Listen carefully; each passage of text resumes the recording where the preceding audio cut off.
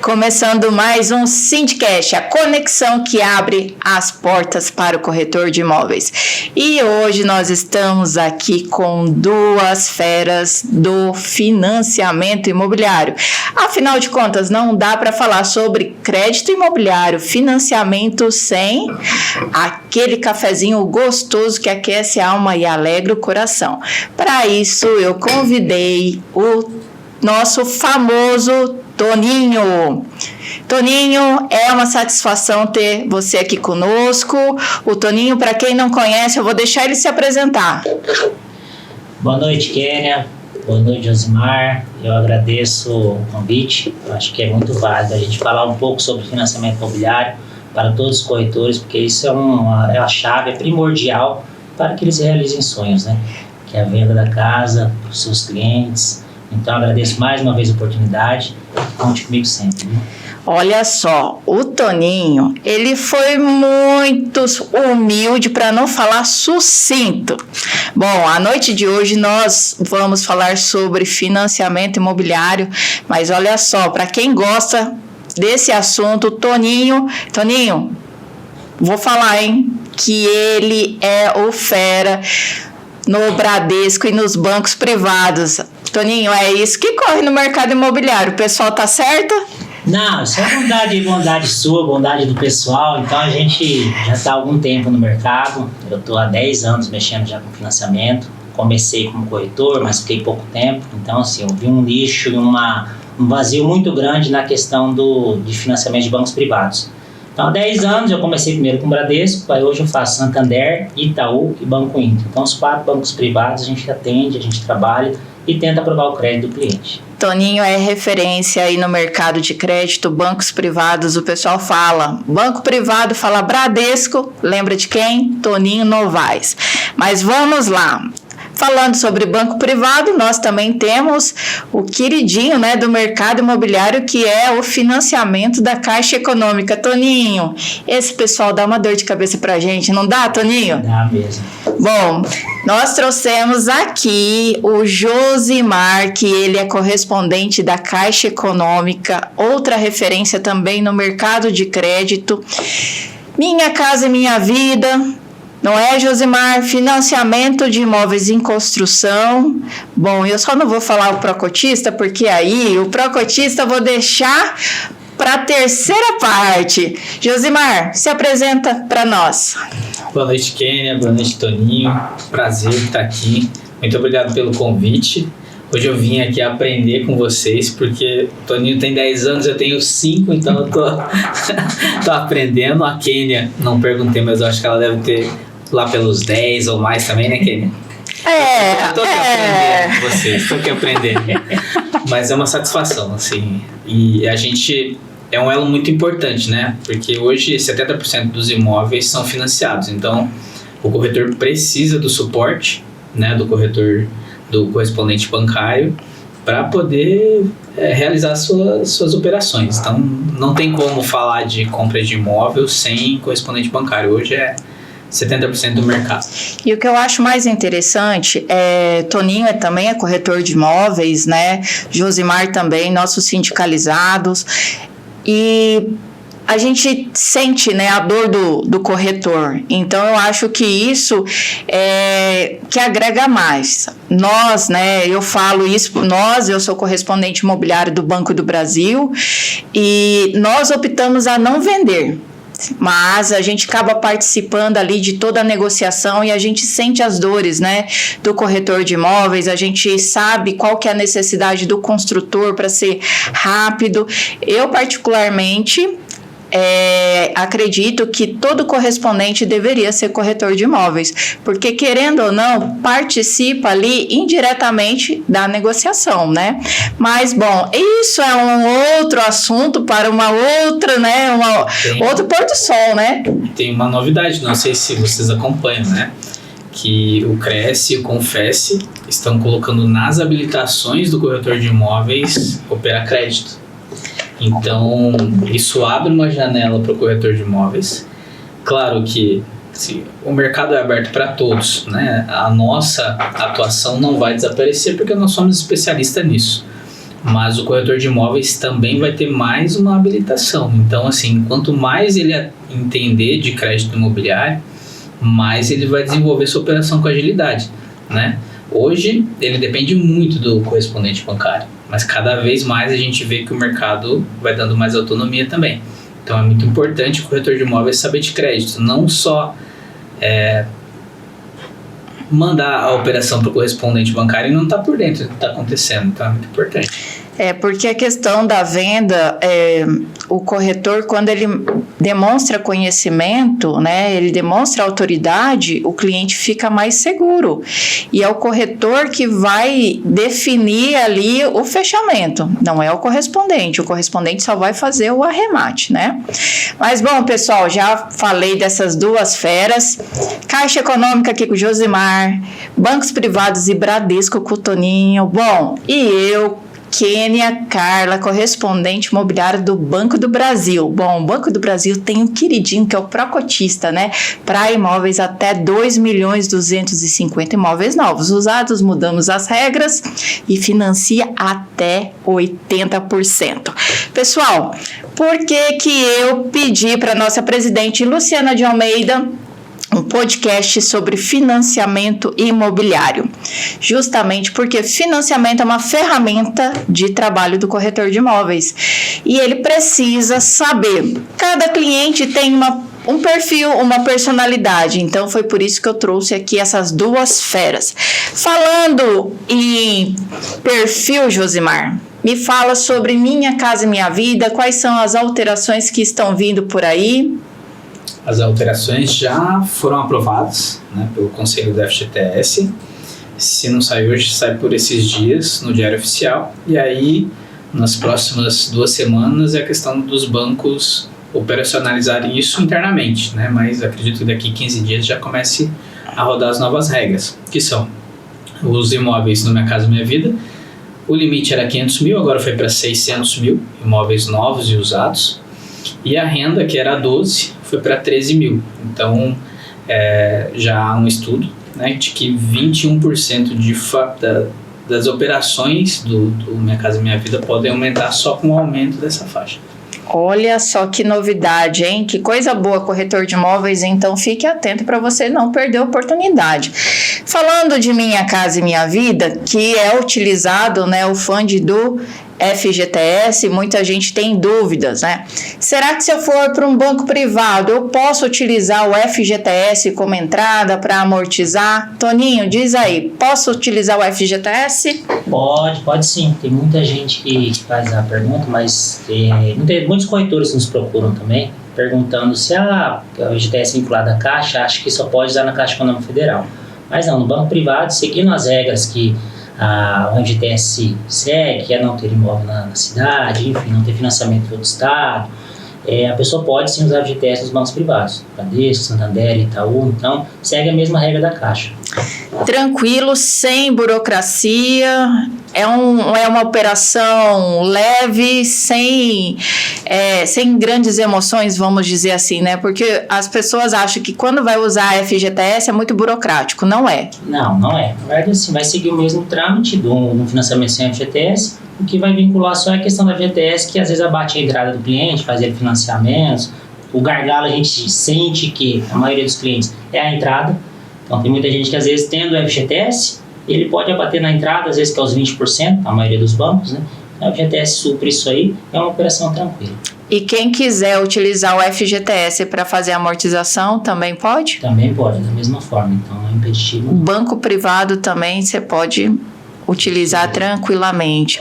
E o que eu acho interessante no banco privado, que muitas vezes acaba engessando, né, nos bancos públicos, é a questão da avaliação dos imóveis que não são 100% averbados, né?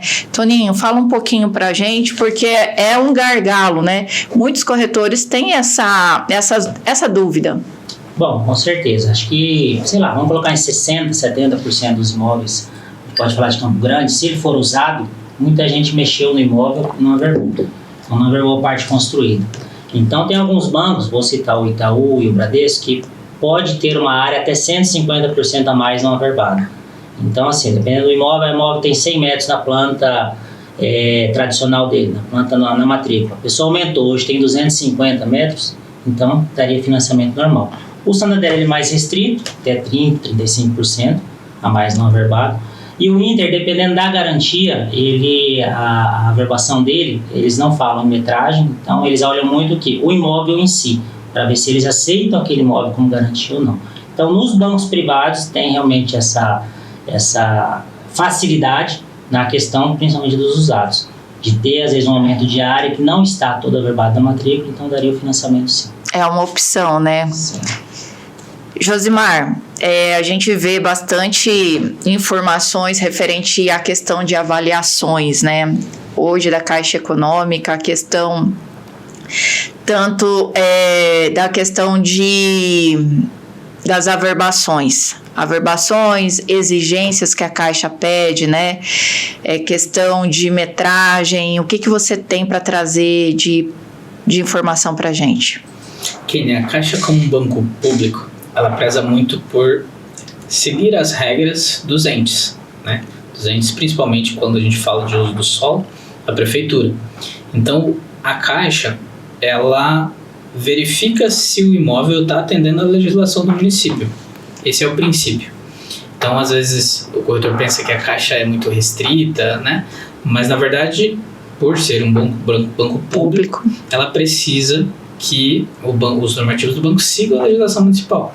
E a legislação municipal, principalmente aqui em Campo Grande, diz hoje que é possível, né, até 60% da área do terreno, né, de taxa de ocupação. Então, se o imóvel está dentro dessa taxa de ocupação, está tranquilo para a Caixa. Agora, se está acima e não está averbado, aí é um problema para o banco, né, porque ele não vai aceitar, porque ele parte do seguinte princípio: uma vez que o banco consolide a propriedade fiduciária desse imóvel, ou seja, se o mutuário não pagar e o banco precisar consolidar, ele precisa que esse imóvel seja passível de averbação, ou seja, o banco vai conseguir regularizar o imóvel da forma que está. Então, se o banco consegue, o banco aceita. E aí tem um mito também, né, que a Caixa não aceita a área construída não averbada. Não é verdade, né? O que a Caixa aceita é que a área construída mais a área não construída, somando, não ultrapasse a taxa de ocupação permitida pelo município, que aqui em Campo Grande é 60%. Então, digamos que um imóvel num terreno de 200 metros tem ali 100 metros de área construída averbada. Está dentro dos 50%. Se tiver mais 10% não averbado, o banco vai aceitar, porque se for necessário, ele consegue fazer aquela averbação. Então, na Caixa, somando área averbada, mas não averbada, é possível até 60%. E é um mito, né? As pessoas, os corretores acham que tem que estar 100%. Sim. Olha só, corretor de imóveis, por isso que você tem que seguir o Sindicato dos Corretores de Imóveis, porque nós trazemos informações aqui para você não perder negócio. Olha só, financiamento é ferramenta de trabalho, então continue aqui, hein? Falando nisso, nós entramos agora no período de declaração de imposto de renda. Ai, ai, ai! Agora sim, né? Que o leão vai pegar quem, né? Aí todo mundo fica com medo. Não, eu não vou declarar tudo, só vou declarar um pouquinho. Mas, na verdade, aí as pessoas querem comprar além do declarado. E aí, como é que fica? Toninho, no banco privado é mais flexível essa questão da comprovação da renda? Sim, na verdade, no banco privado, eles, em tese, aceitam que a questão de extratos bancários, tem muito prestador de serviço. A gente está eu sempre comparo aqui, que a gente atendia o Banco BRB. Então, o BRB em Brasília, vamos colocar 70%, 80% que são concursados. Então, a renda é toda formal. Aqui não, aqui a gente tem profissionais liberais, enfim, pessoas autônomas. Então, o extrato, desde comprovado certinho que a pessoa tem aquele ganho, os bancos privados são mais flexíveis. Alguns bancos, eles pedem a entrevista com o gerente, é o gerente que vai validar essa renda, é o correspondente, não. Tem muita gente que manda para nós e acha, não, vê quanto que ele ganha. Às vezes é muito subjetivo. Para mim, eu vou achar que a pessoa ganha X, mas na hora de conversar com o gerente às vezes pode ter essa conversa com o cliente, que às vezes a gente não tem essa conversa com o cliente, vem do corretor, E às vezes ele ia falar, Toninho, para mim, o ganho desse cliente é X, não Y, como foi mensurado. Então, assim, mais com relação à sua pergunta, os extratos bancários são aceitos. Então, assim, a aprovação, posso colocar que 60%, 70% das aprovações nossas são através de extratos. Toninho, falando nisso, pegando um gancho, o que você acha daqueles clientes que só tem movimentação por banco digital? É uma coisa que eu sempre, quando eu tenho a possibilidade de conversar com o cliente, tem muita gente que fala, vou abrir no digital porque eu não pago tarifa de manutenção. A resposta sempre é essa. E às vezes quando a pessoa vai tentar um financiamento, o banco aceita a movimentação do banco digital? Sim.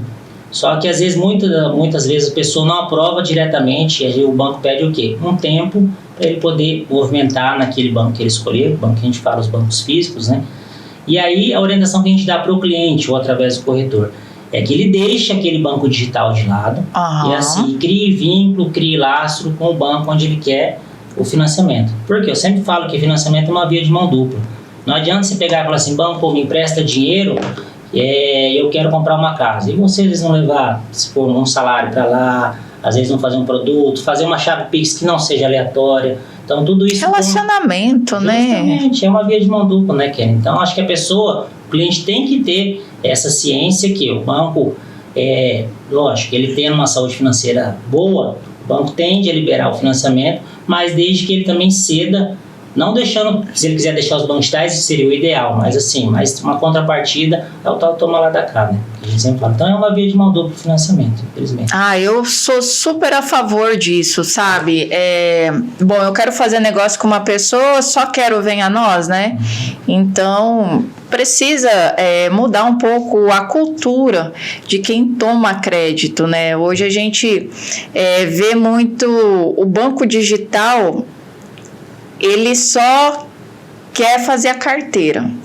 Infelizmente, a gente está vendo aí algumas situações, né, que acabam aí comprometendo de uma forma geral até mesmo a credibilidade dos bancos físicos, né, porque infelizmente, Josimar, agora é um período de bastante movimentação, né, para a Caixa Econômica, é onde o pessoal acaba se formalizando, né, a questão da renda, aquele pessoal, eu não declaro, eu não movimento, agora é um período de bastante movimentação, né. A Caixa, ela aceita o MEI, aceita o Decore, o Prolabore, o que a Caixa aceita? Conta aí pra gente. É uma longa história do que a Caixa aceita, né? É uma série de coisas. Mas resumindo, assim, MEI é muito comum, né? O corretor manda o cliente, ele é MEI, vê se aprova no MEI. Mas aí a gente explica, o MEI é uma empresa. É uma empresa que tributa de forma simplificada. Todos os tributos estão numa mesma guia, é um valor fixo, mas é uma empresa. Então ele precisa transferir os rendimentos daquela empresa para a pessoa física. Então é nesse período que ele vai regularizar isso. E sim, é muito sabendo declarar certinho, e a gente até orienta quais são os campos que o banco aceita e quais são os limites, o MEI pode comprovar a renda normalmente. Ele tem ali o limite de 81 mil no ano de faturamento, então é só transformar aquela renda, aquele faturamento, em valores em que o banco aceita. E o que a Caixa aceita? A Receita Federal todo ano ela lança quais são os valores mínimos para que uma pessoa tenha que fazer a declaração de imposto de renda. Então, a partir de um valor, é obrigado a fazer a declaração. Então, o banco, a Caixa, por ser um banco público, também entende dessa forma. Quando a pessoa tem um rendimento abaixo daquele valor mínimo e faz a declaração, para o banco não era obrigatório. Então, o banco não vai aceitar como uma comprovação de renda formal. Então, passando daquele limite, é que o banco aceita. Então, por isso que tem alguns critérios, tanto para rendimentos isentos, rendimentos tributáveis. Então, são vários campos que a gente consegue utilizar e assim, fazendo da forma certa. Porque a gente sabe, o MEI, o profissional liberal, ele tem renda, né? E ele tem mais renda, né, do que uma pessoa formalizada, CLT, do mesmo padrão. Então, ele tem renda, ele só precisa transformar isso de uma forma que o banco entenda, né? Então, o corretor que entende isso, hoje, nesse período agora de declaração de imposto de renda, é o período em que ele faz a carteira ali para poder aprovar quem estava represado. Por isso que é importante, né, trabalhar com correspondentes que saibam, né, as regras de financiamento, regras de declaração e também com os contadores, né? Porque eu vejo muita desinformação também por parte, né, dos contadores. Quando fala, vai comprar um imóvel, tem tudo detalhes, né, para não comprometer. E aí começam a fazer a retificação, né? A retificação, meu Deus do céu, Toninho, que dor de cabeça, né, Josimar? Pegar lá um imposto de renda com 3, 4 retificações. Você já pegou alguma coisa nesse sentido? Já. A gente tem algumas estratégias, né? Assim, porque a gente sabe, o profissional autônomo, o MEI, ele só declara por necessidade, por algum motivo. E a habitação é um grande motivo para ele declarar. Então, no ano que ele vai comprar a casa dele, ele vai declarar. Então, a gente sabe disso. Então, a gente entende qual é a renda dele, né, de onde vem, como é que ele pode comprovar, e aí a gente orienta como é que o banco vai enxergar a renda daquele cliente. E a gente orienta qual é o caminho, como é que ele tem que fazer. E aí a estratégia para evitar essas retificações. A gente conversa, entende, orienta e pede para ele fazer. O contador fazer lá o rascunho antes dele transmitir a declaração de imposto de renda. Faz o rascunho e me manda, deixa eu dar uma olhada, ver se o banco vai aceitar. Ah, não, tá ok, beleza, aí você pode mandar. Para evitar essas retificações, vai e volta, né? Corrige, volta, aí chega lá pro gerente, mas o que aconteceu com esse... o que aconteceu, né? Ah, mas que dor de cabeça. É mais ou menos nesse sentido. E muitas vezes, né, é falta de orientação correta, né? Exatamente. Não é questão de má fé, mas é questão de orientação. Exatamente. Porque, na verdade, Kênia, o banco quer uma segurança de que ele está fazendo um empréstimo, um financiamento para uma pessoa que tenha condições de pagar. Então, é isso que o banco vai enxergar. Ele quer uma operação segura, né? Então, é isso que a gente orienta. E o banco, ele não é imobiliário, né? Exatamente. O banco não é imobiliário. Eu fico muito indignada quando eu escuto a seguinte frase: o banco nunca sai perdendo. Eu acho isso muito triste, porque eu estou no mercado imobiliário desde 2016, desde quando o Banco do Brasil começou. E eu sempre escutei isso. E o Banco do Brasil teve um período que ele parou de fazer financiamento, ele suspendeu Minha Casa Minha Vida, ficou anos sem operar com o Minha Casa Minha Vida. Quando eu vejo também noticiários que tem problemas, né, que a Polícia Federal pegou a Caixa Econômica, né, as operações da Caixa Econômica, eu fico pensando, quem fez isso não pensa no próximo que precisa do crédito, né? Os bancos privados é um pouco mais complexo, porque é um grupo que administra, então tá tudo bem, mas quando é do governo, fica muito mais escancarado, as pessoas falam mesmo. E eu penso, poxa, mas que profissional, né? Se a gente pode chamar de profissional. E é por isso que a gente muitas vezes vê a questão da inadimplência aumentando. O banco, ele não é imobiliário, o banco não quer retomar a casa de ninguém. O banco, é como você falou, Josimar, ele quer uma operação sadia, ele quer ter aquele recurso de volta para poder continuar emprestando. Né, Toninho? Mesmo que os bancos privados tem um grupo administrando, é isso que eles prezam, não é? É sempre ter o recurso para poder emprestar cada vez mais e até mesmo baratear o crédito. E falando nisso, Toninho, baratear crédito, o que você me fala sobre a questão do sistema financeiro de habitação que subiu para 2.250.000? Melhorou bastante, não melhorou? Sim, com certeza. Aumentou, tá? Aumentou. Esse aumento do valor, com certeza, muita gente buscando mais crédito. Então, assim, isso aí é uma coisa boa para todos nós, correspondentes, para os corretores também, que podem oferecer esse produto para os clientes, enfim. Então, na verdade, foi de grande valia esse aumento. Eu acho que o mercado, na verdade, se tende a ficar mais aquecido ainda. E a questão de vir recursos de outras fontes também acabou barateando o crédito, né, para alguns perfis de clientes, lembrando que não são para todos, né? Os bancos privados, eles têm ali a segmentação, como o Banco do Brasil também tem segmentação. Hoje, fora... para determinados perfis de clientes, a nossa taxa é a mais alta do mercado, mas temos outras modalidades também.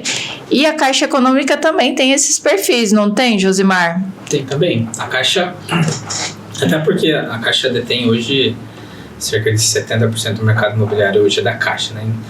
Então, quando a gente pensa em habitação, a gente pensa Caixa, né? Até o símbolozinho lá, a gente vê que é uma casinha. Ô Toninho, os corretores têm que pensar fora da caixa, não tem? Tem que pensar fora da caixa. Vamos levantar essa bandeira, Toninho. Então, a Caixa atende desde o Minha Casa Minha Vida, a SBPE e imóveis acima de 2.250.000 também, que aí é outra fonte de recurso, né? Aí é outra taxa indexada pelo CDI. A fonte de recurso é mais cara, consequentemente a taxa também é mais cara, mas a gente consegue atender todos os perfis. Olha aí, corretor de imóveis tem modalidades de financiamento para cada perfil de cliente. Então, quando eu falo pense fora da caixa, muitas vezes o seu cliente não dá na Caixa Econômica por algum motivo, né? Ou perfil, ou imóvel. Aí você tem outras opções. Não precisa, eu perdi o negócio. Não perdeu, né, Toninho? É só você procurar um correspondente que entenda sobre financiamento, sobre as modalidades de crédito, para poder direcionar você e seu cliente para o melhor produto. Toninho, me diga lá sobre empréstimo com imóvel em garantia. 2025 foi um ano que saiu bastante operações com essa modalidade, não foi? Sim, eu posso falar que de uns 2 a 3 anos para cá, o banco tem batido bastante nessa tecla, pelo menos os bancos que a gente trabalha lá. Então, assim, o banco tem oferecido bastante aos clientes a questão do home equity, CGI, enfim, que é toda a mesma coisa, né, crédito com a garantia do imóvel. Por quê? Porque é uma operação onde as pessoas podem pegar, que é aquelas pessoas que têm imóvel quitado, né, pode dar em garantia, pegar um recurso do banco e às vezes diluir essa parcela em até 240 meses, dependendo do banco. Mas a maioria trabalha com 20 anos. Então a parcela tende a ficar menor, a pessoa pode trabalhar o recurso levantado para fazer uma viagem, pagar às vezes alguma cirurgia, enfim. Então o recurso é disponibilizado na conta da pessoa. Lógico, tem muita gente que nos procura, mas eu estou dando imóvel em garantia, é obrigação do banco levantar, me emprestar, foi o que você falou há pouco. Então, assim, é obrigação do banco emprestar dinheiro, financiar imóvel para o cliente. A obrigação do banco, eu acho que assim, tende a ser feito o quê? Uma operação sadia, como você bem disse. Então, passa por uma análise de crédito também, o crédito com a garantia do imóvel, e o banco vai querer emprestar. E tem que ter a comprovação de renda, né? Não basta ter só o imóvel, né? Com certeza. Tem muita gente que procura a gente, mas eu ganho X, quero levantar Y. A conta não fecha. Então, o banco, na verdade, vai fazer uma análise de crédito normal daquele cliente, olhando a comprovação de renda e olhando o imóvel para ver se vale realmente aquilo que a pessoa fala que vale. Deixa eu aproveitar e fazer mais perguntas que chegaram aqui para mim, hein, sobre empréstimo com imóvel em garantia. Você falou que o imóvel tem que estar quitado. Não tem exceção nenhuma se ele tiver saldo devedor de financiamento ou outro empréstimo em cima? Boa pergunta. Tem alguns bancos que fazem sim, assim. Eu, como correspondente, os bancos que eu consigo atender nessa modalidade. Banco Inter. Então, se a pessoa tem um financiamento no Itaú e ele tem um imóvel, quer levantar um recurso, se tiver dentro do percentual que o banco libera, que geralmente é 60%, o Inter consegue fazer. Ele liquida aquele financiamento e faz o CGI. E esse tipo de operação nos próprios bancos consegue-se fazer, mas não com a gente como correspondente. Às vezes consegue fazer direto com o banco. O banco ainda não liberou essa modalidade. A gente chama às vezes de crédito imóvel mais, enfim. Quando a pessoa tem um financiamento, tem um percentual que ele pode pegar ainda levando em cima daquele imóvel, mas geralmente é direto com o banco, não através do correspondente. A gente espera que, num futuro não tão distante, liberem para nós também, né? Olha só, Josimar, tenho perguntas de vestibular, hein? A Caixa Econômica tem essa modalidade? Temos também. É um empréstimo, antes era Real Fácil o nome do produto, mas agora virou EGI, que é o empréstimo com garantia de imóvel. É a mesma sistemática, né? Até 60% do valor do imóvel, que é o que é regulado. Imóvel comercial, residencial e imóvel misto. Mesma coisa, analisa a renda, avalia o imóvel. É uma operação como se fosse uma operação de crédito, porém não tem vendedor. Então, e assim, o que é importante para o corretor, às vezes ele não percebe a oportunidade que ele tem na mão. Porque às vezes o corretor, principalmente o corretor de locação, ele tem uma carteira imensa de imóveis. Então, se ele tem um relacionamento ali com os proprietários, ele tem uma grana na tua carteira. Porque às vezes o proprietário não quer se desfazer do imóvel, mas precisa de um recurso. Ele pode fazer um crédito com garantia de imóvel. O corretor pode trazer para nós essa operação. Então, principalmente quem é de locação tem uma carteira na mão e não sabe, né? E o que está vendendo também, às vezes ele colocou o imóvel para vender, o comprador a gente sabe que o vendedor tem sempre aquele valor sentimental do imóvel, né? Não, isso aqui eu construí com o meu suor, claro que foi, mas ele vale o que vale, né? Não tem um preço sentimental que o banco avalia. Então, às vezes ele coloca um valor a mais que o mercado está pedindo, demora um pouquinho para vender, ele precisa do dinheiro, ele pode pôr o imóvel em garantia enquanto vende.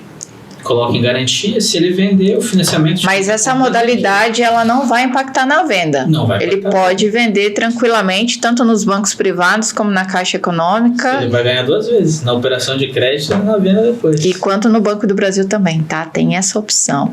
Agora, minha pergunta de vestibular para vocês dois. A gente falou sobre questão de levantar recurso para investimento. Na Caixa Econômica, existe a modalidade de concentração de dívidas? Para essa modalidade, exemplo, o cliente tem lá várias dívidas com taxas maiores e aí ele informa o banco que esse crédito ele vai tomar para poder pagar essas demais. Na Caixa Econômica é possível? Na Caixa, como é um banco mais engessado, vamos dizer assim, na avaliação, a gente não consegue estruturar uma operação assim como a gente consegue estruturar em outras instituições. Tem algumas instituições que a gente consegue estruturar a operação, ou seja, o crédito do cliente é avaliado, o imóvel é avaliado e a destinação do recurso também. E dentro da operação a gente pode condicionar a liquidação daquelas dívidas com o próprio crédito e libera a diferença. A gente consegue estruturar isso. Na Caixa a gente não consegue fazer uma defesa assim. Então a gente roda o crédito dele, roda a análise de crédito, o banco vai identificar o que ele tem de capacidade de pagamento. Mas ou libera ou não libera? Libera ou não libera. Não dá para condicionar o pagamento daquelas dívidas dentro da mesma operação, que dá para fazer em outras instituições. Então, quanto a isso, a Caixa é mais limitada. Pelo banco privado dá, Toninho? Na verdade, sim. Nós, como correspondente, a gente ou libera ou não a proposta. O que às vezes ocorre? Às vezes não aprova no nosso sistema.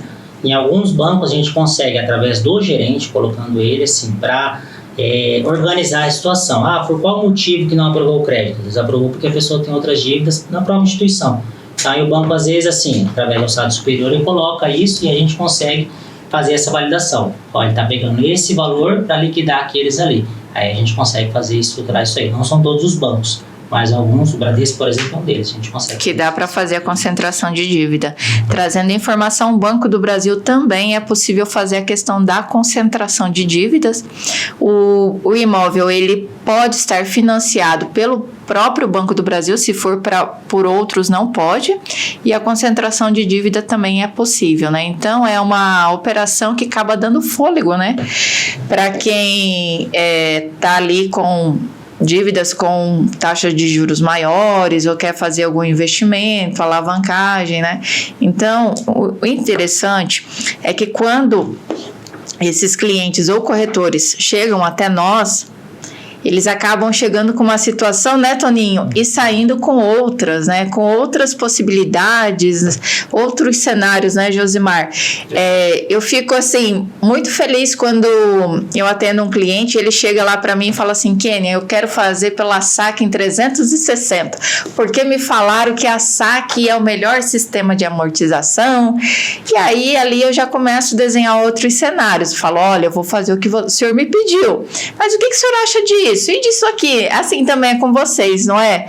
Eu vejo que o Toninho toma o tereré ali com o cliente, né, Toninho?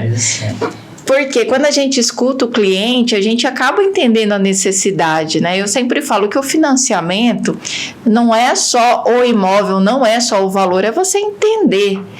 E o que é mais legal é quando aquele cliente já compra aquele imóvel, daqui a pouquinho quita. Ô Josimar, ô Toninho, é lógico, o Quênia, né? Eu já quero comprar outro imóvel, fazer outro financiamento, né? Eu já estou comprando um imóvel com valor maior. E eu acho que esse é o sentido da nossa profissão. Eu falo que o corretor de imóveis é a conexão, mas o correspondente é aquele que vai lá, né? E do cofre, né? E tem a chave do cofre para poder ajudar a concretizar. Eu muitas vezes de manhã eu acordo, sabe assim, com aquela gratidão, Toninho, poxa, né, ajudando mais uma família a mudar, né, no final de semana, né, o Josimar, muitas vezes o caminhão tá lá, né, fazendo a mudança, aí a gente vê o nosso corretor parceiro tirando foto, né, então assim, isso é muito, muito gratificante.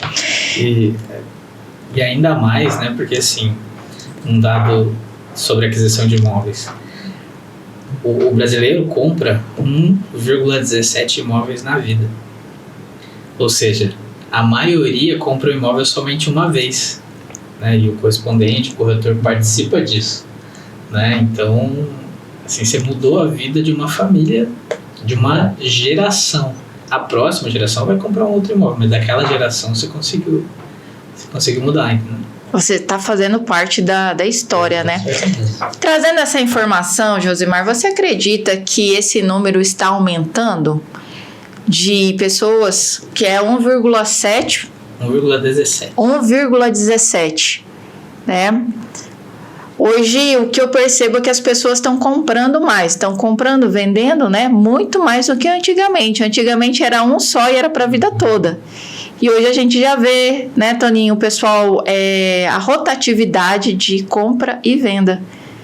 Eu acho isso muito interessante. A gente teve uma onda, né, quando assim, se começaram a ter mais o digital falando de investimentos e tudo mais, teve uma onda de que investir era melhor do que comprar imóvel, né? Não, você mora de aluguel, pega o seu dinheiro e investe, né? E por muito tempo se foi se falando nisso. Só que o que acontece é que o ser humano, assim, desde os primórdios, ele queria uma caverna para morar, né? Então ele queria alguma coisa dele, né? Então isso foi se desfazendo e se dizia muito que a geração Z não queria ter imóvel, mas na verdade está aumentando a taxa de aquisição de imóvel pela nova geração. Então, o imóvel sempre vai ser o melhor investimento e sempre uma família vai querer um imóvel que seja dela, né? Então, isso é maravilhoso. E tudo começa no imóvel, né? Com certeza. Eu falo que às vezes a pessoa, assim, graças a Deus a gente atende muitas pessoas que financiaram com a gente lá atrás e às vezes manda mensagem, você ainda está mexendo com financiamento? Então, assim, está buscando às vezes outro imóvel, ou às vezes mudando patamar, um imóvel mais caro, ou às vezes até um imóvel para investimento. Então vejo muita gente que comprou o primeiro imóvel, mas vai para o segundo para colocar para alugar, enfim. Então assim, foi o que o Josimar falou, acho que esse aumento, na verdade, da questão do brasileiro de ter um outro imóvel, seja para renda, ou para comprar e vender, que muita gente vive disso, né? Então assim, a gente vê que isso aumentou e tem aumentado bastante. A cultura do brasileiro está mudando. Isso é muito positivo. E nada melhor do que compra, né, de imóvel, porque é um investimento seguro. Comprar bem, vender melhor ainda, né? Então, eu acho isso muito interessante. Mas, pessoal, infelizmente, estamos chegando ao fim de mais um Sindicast. Josimar, deixe a sua mensagem para os corretores de imóveis sindicalizados do Sindimóveis. Qual que é a sua mensagem sobre crédito para 2026? A mensagem é a seguinte, Kênia. Apesar de a gente dominar a parte do financiamento, cada vez mais a gente quer que o corretor saiba fazer. Principais motivos. Quando um corretor entende de financiamento, a operação dele roda facinho, assim. Ele tem segurança, tem propriedade para tratar com o cliente, ele fideliza o cliente não sai dele para buscar imóvel com outro corretor, porque sente a segurança que ele tem de falar de crédito. Ele antecipa problemas, ou seja, tudo que pode acontecer, né, ele já antecipa, seja erro na matrícula, o imóvel precisa de algum ajuste, a renda precisa ser ajustada, ele antecipa isso. Então ele tem muita segurança e o processo dele roda muito fácil. Então a gente quer que cada vez mais os corretores de imóveis entendam de crédito, porque isso facilita muito a vida deles, né? E a nossa por consequência, né? Já chegamos a velocidade, né? Toda a engrenagem fica feliz, né? Porque até mesmo o banco. O pessoal acha que o banco não tem pessoas, né? E cada analista ali que pega essa operação é uma pessoa que quando vai pegar ali seu processo, ele abre tudo que você colocou ali. Então, tem que ter o capricho, não tem, Toninho? Tem que ter a organização, tem que ter a questão do documento ser completamente legível. Com certeza. Porque foto do pé é ruim, não é, Toninho? E a gente, às vezes, recebe cada coisa que a gente se pergunta, não é possível que eu estou recebendo isso. Mas é verdade. Às vezes vem uns documentos perdidos no meio. Assim. Justamente, na verdade, nada com relação ao crédito. Então, acho que o corretor entender é primordial. Não que a gente não queira fazer nossa parte é o quê? Aprovar o crédito e um crédito sadio. Então, cada vez mais os corretores puderem, lógico, não é obrigado a saber tudo, não é? Acho que essa obrigação é nossa, mas assim, o Josimar falou, eles entendendo do processo e às vezes trazendo para nós, na verdade, realmente o que aquela pessoa faz, do que ela trabalha, com o que ela ganha, fica bem mais fácil para aprovação do crédito. De uma forma sadia. Com certeza. Né? O crédito tem que ser sadio para poder valer a pena, né? Com certeza. Toninho, são 10 anos de mercado? 10 anos. Ai, o tempo passa, hein? Passa mesmo. Toninho, qual que é a mensagem que você traz aí para os nossos corretores? 10 anos de mercado, você já passou por ciclos, né? E 2025, eu falo que a gente entrou para a história para não falar que foi um ano difícil, né? Mas qual que é a mensagem que você traz aí para os corretores de imóveis? Bom, nesse tempo todo, a gente já passou por alguns anos bem complicados, principalmente na questão, às vezes, do aumento da entrada dos bancos privados. Teve, não sei se foi ano passado, ano retrasado, a maioria dos bancos aumentaram para 30% da entrada. E foi uma época onde os bancos filtraram bastante o crédito. Então, assim, a mensagem que eu deixo para os corretores é assim, no intuito de tente mostrar para o seu cliente, não tente, na verdade, vender o imóvel para ele, às vezes que ele não tem capacidade de pagamento.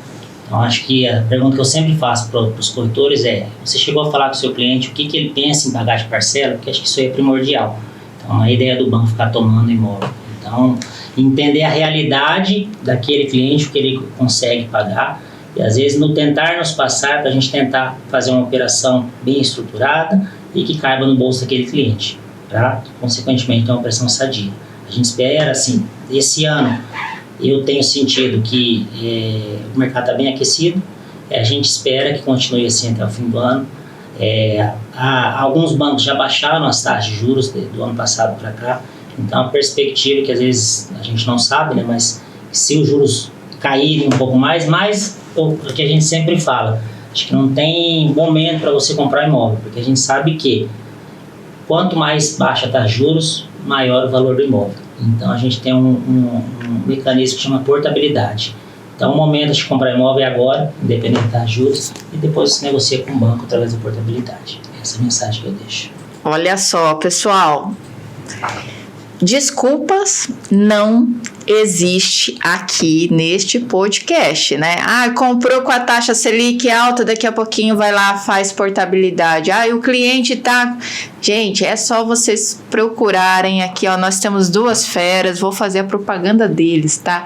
3 feras. Toninho, o Josimar. Bom, Ó, foi o Josimar que me colocou aqui, hein? Então, 3 feras. O Banco do Brasil também, ele tem uma operação que as pessoas, elas ficam um pouco com medo, receosas, burocrática, mas burocrática por quê, né? O que manda ali também é o profissional saber como é que funciona. Porque eu sempre digo o seguinte, o construtor, não basta você querer ser construtor, né? O Josimar já teve à frente aí de uma associação, você precisa saber construir. Não basta você querer ser correspondente, você tem que saber como que faz a operação. Já são mais de 10 anos que eu tenho aí no mercado de crédito, então muitas coisas eu já vi e já vivi, né?